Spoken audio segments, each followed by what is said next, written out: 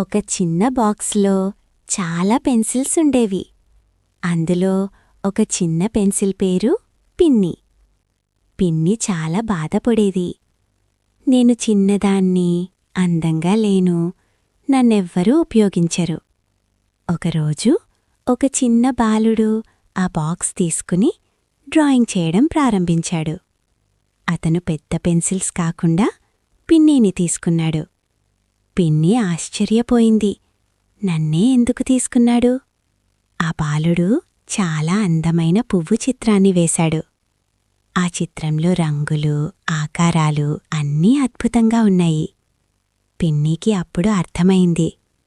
పెద్దదా చిన్నదా అనేది ముఖ్యం కాదు, నువ్వు ఎలా ఉపయోగపడతావో అదే ముఖ్యం.